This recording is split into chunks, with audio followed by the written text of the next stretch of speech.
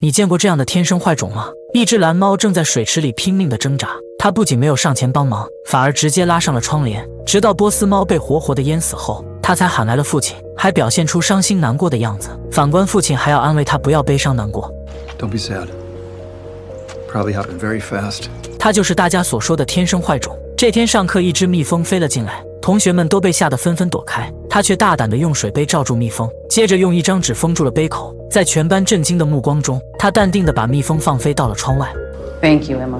You're welcome, Mrs. Ellis. 他之所以这样做，都是为了掩盖自己丑陋的一面。女孩年仅8岁，心智就远超同龄人。表面上她人畜无害，背地里却有着一颗恶魔的心。女同学在炫耀自己的生日礼物，艾玛听到后产生了强烈的嫉妒心。随后她故意撞倒那位女同学，又假装关心地把她扶了起来。当同学们离开后，手表已经到了她的手上。每天睡觉之前，她都会对着镜子练习假笑，希望通过甜美可爱的外表帮助自己掩盖肮脏的行为。这天学校评选最有爱心的孩子，艾玛表现得胸有成竹，因为她已连续多年获得此奖。可老师宣布的获奖者时，却是艾玛的同桌麦洛。麦洛兴奋地上台领奖，殊不知艾玛已经心神记恨，她压抑不住心中的怒火，气得脚都开始不由自主地发抖。虽然父亲贴心地安慰她，可艾玛的心却依旧不服，因为她觉得麦洛连话都说不好，根本没资格抢走自己的奖牌。见父亲严肃了起来，她就立刻换了一副面孔，脸上瞬间露出了微笑，表示替麦洛获奖感到开心。趁家长在互相交流的时候，艾玛悄悄带麦洛来到了一处岩壁上。男孩并不知道，面前的女同学已暗藏杀心，还在询问他有什么秘密要告诉自己。 Thank you, no. 直到快要散场的时候，女同学惊叫着发现了麦洛。当大人们赶到海边时，麦洛已然成了冷冰冰的尸体，而他身上的奖牌却消失不见了。艾玛却装作害怕的样子，假装害怕地躲进父亲的怀里。当天晚上，父亲和艾玛的姑姑聊起了这件事。姑姑担心男孩的死会给艾玛心里留下阴影，希望哥哥找个机会去安慰一下他。殊不知艾玛正在门外偷听他们的对话。第二天一早，大卫想要安慰一下艾玛，可艾玛却冷漠地笑了起来，甚至开心地抖起了脚，看起来没有一点悲伤的样子。在麦洛的追悼会上，艾玛没有丝毫的悲痛，大卫却安慰麦洛的父母。对方向艾玛打招呼时，艾玛竟然流出了眼泪。麦洛的母亲突然提到儿子的奖牌不见了。大卫帮艾玛收拾房间，玩具不小心掉在了地上，他跪在地上捡起时，并没有发现床底下的奖牌。艾玛及时走了进来，质问父亲来自己的房间干什么。见到父亲错愕的表情，他又立刻展现出甜美的笑容。大卫翻看家长会当天的照片，发现艾玛竟一直关注着奖牌，他那凶狠的眼神，这让大卫的手都开始为之颤抖。他开始察觉到了艾玛的异样，为了更好地照顾女儿，他请来了一名新保姆。安娜没想到离异多年的大卫竟然这么的专一和有钱，于是他打起了歪心思，下定决心成为这个家的女主人。安娜趁大卫不在家时，就会偷取对方的安眠药，然而她的举动全都被艾玛看在眼里。她手握对方的把柄，立刻对他下达起了命令。 Now go and get me some ice cream. You little bitch.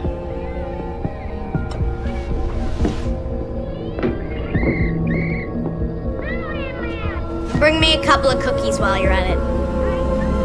第二天一早，老师带着检察官登门拜访。通过对班里的学生和家长的调查，表示麦洛不会游泳，而且怕水，他绝不会独自跑到海边，更别说跑到那么危险的岩壁上。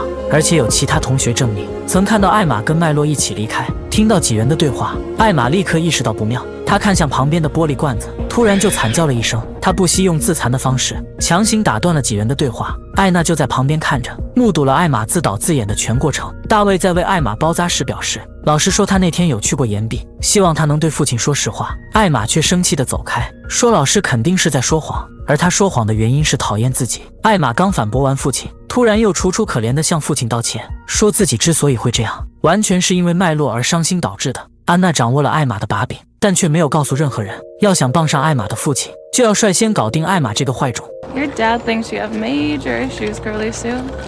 What do you mean? He knows what's up. He's grilling me about you.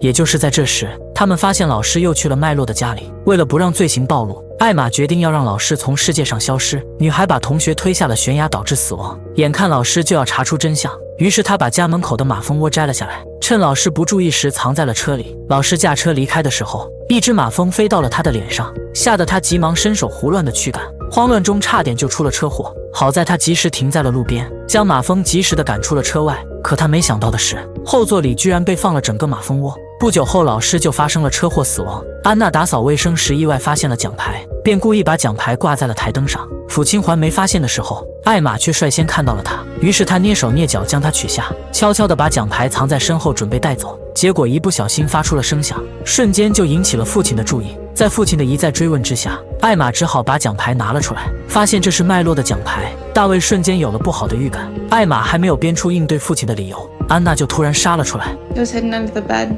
I found it cleaning.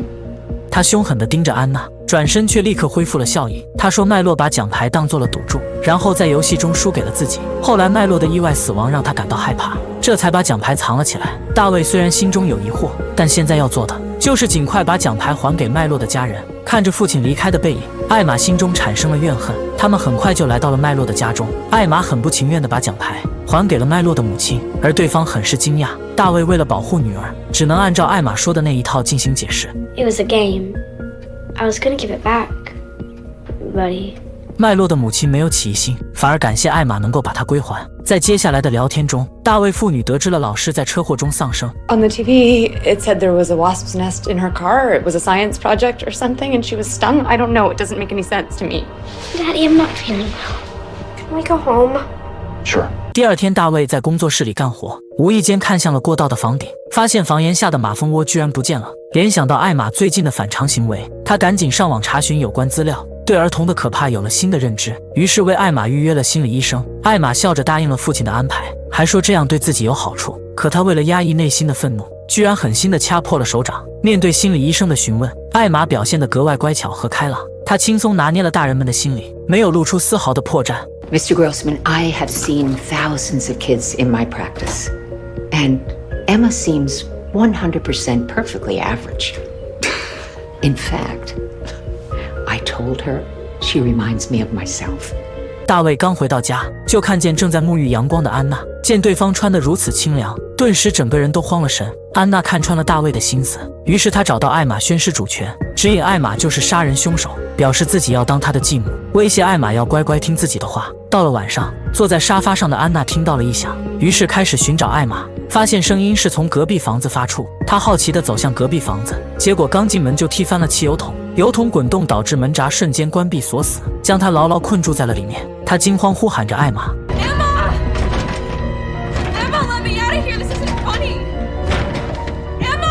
还没等他反应过来，室内就燃起了熊熊大火，安娜被困死在里面，拼命地呼喊艾玛进行求救，可艾玛却透过窗户，面无表情地观察着一切。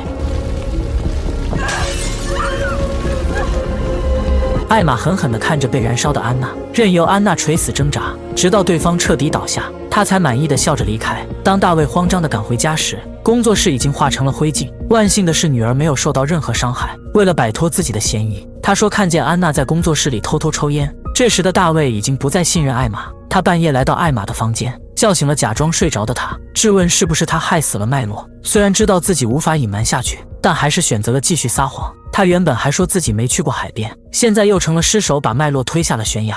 听着女儿前后矛盾的谎言，大卫已经明白了什么。他继续追问老师和安娜的事，艾玛也胡乱地编造着谎言。 I said to you about Milo, and one day everyone would. They were gonna take me to this little electric chair they put kids in. She told me she was gonna be my stepmother. Emma, calm down. I don't want a stepmother! Emma! She stole pills from your room. I watched. So you did. Isn't that right? Someone had to. 见到女儿如此冷漠，父亲也感到一丝恐惧。警方根据调查掌握的线索，开始怀疑起了艾玛，经常给大卫打去电话，想请他和艾玛配合调查。虽然女儿犯下了滔天大罪，但大卫还是于心不忍。他带女儿搬去湖边别墅，试图多拖延几天时间。当天傍晚，大卫再次收到警方的电话，说那场火灾是有人蓄意纵火导致的。大卫更加确认了艾玛就是凶手。然而父亲的怀疑很快让艾玛产生了杀意，他关掉壁炉，又打开了所有的燃气。好在父亲闻到了气味，瞬间就察觉到了危险。他第一时间打开门窗通风，接着迅速地关掉所有燃气设备。这时他才发现，艾玛正在湖边等待着他的死亡。他不明白女儿为何对自己也这么狠心。 I'm the only person you have.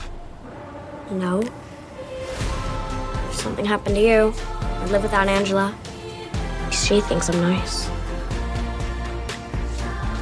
Oh 意识到女儿已无药可救，他又不想看到女儿被送去收容所或者监狱，因为他明白女儿出来后依然会继续作恶。于是他将安眠药碾碎，打算亲手了结了女儿。他刚把带药的果汁放下，女儿就让他去拿些奶油。艾玛趁这个时机调换了两人的杯子。不久后，父亲沉沉地睡去，艾玛却猛然地睁开了眼睛。她利用父亲的手握住手枪，然后对准父亲的脑袋。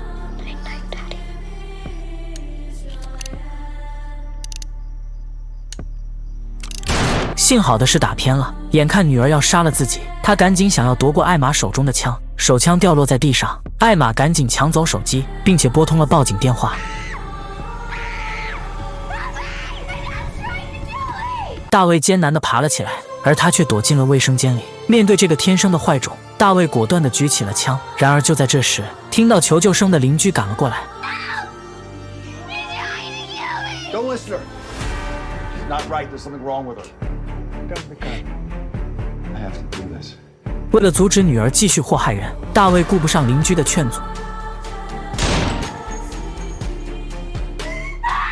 父亲被无辜的打死，呼啸而来的警铃声在这个夜晚久久未散。第二天，根据房主的描述，警方把所有的罪责都归咎到了行为异常的大卫身上，艾玛反倒成了受害者。当姑姑来接她的时候，看着楚楚可怜的小侄女，她马上换了一副嘴脸，变得楚楚可怜。接下来，姑姑准备收养艾玛，并把她接回到自己的家里居住。就在两人拥抱在一起时，